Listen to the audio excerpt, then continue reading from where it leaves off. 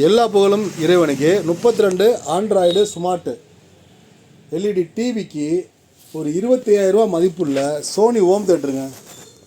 Sub ஊப்பரு, 5 speaker, player, 25,000 மதிப்புள்ள இந்த home theatre set இந்த டிவிக்கு ஃப்ரீயாக கொடுக்குறேன். அப்போ ரெண்டு சேர்த்து எவ்வளோன்னு கேட்டிங்கன்னா 13,500 இந்த home theatre Sony original home theatre சோனியும் எல்லாம் பார்த்துங்க.